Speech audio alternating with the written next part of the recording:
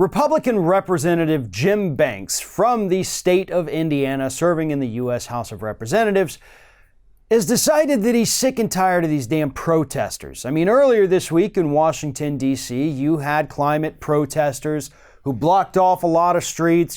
Traffic was all haywire. People couldn't get through because of the protesters. And so Representative Banks has had enough.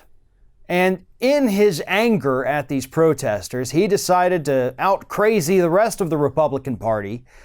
And he is now saying he's going to put forward legislation that would force protesters to pay the overtime costs of the police officers who have to go out there and monitor these protests, make sure nobody gets out of line, and arrest the people who do get out of line.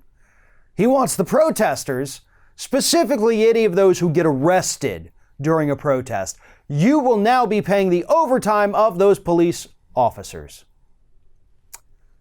Yeah, you can't do that, and I'm going to explain why in a minute, but first I have to explain why Representative Banks thinks protesters should be on the hook for those costs. Here's what he said.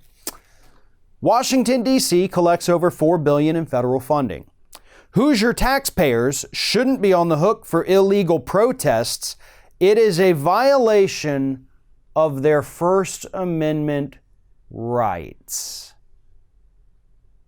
Right. Now, my First Amendment's a little rusty, but I don't know that I've ever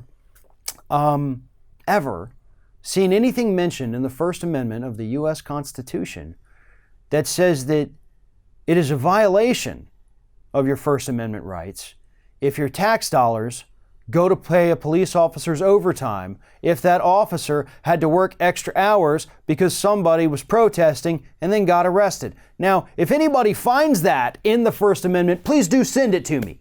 It's been a while since I've read it, a couple of days. So maybe it's changed since then.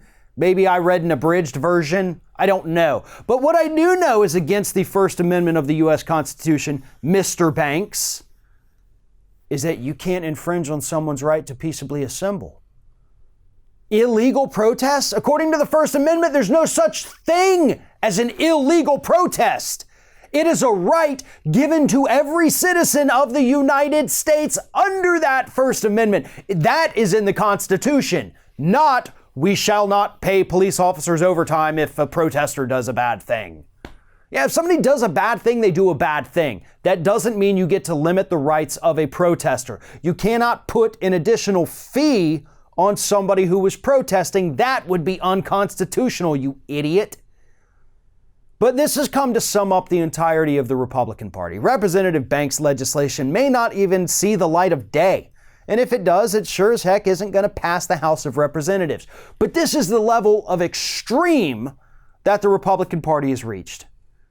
Trying to violate the First Amendment by saying that if we don't do it, it's a violation of the First Amendment. I don't know if that's just a new kind of doublespeak that we're not used to hearing, or if perhaps maybe there is just an insane level of stupidity running in the veins of every elected Republican in this country. I'm inclined to think that it's the latter.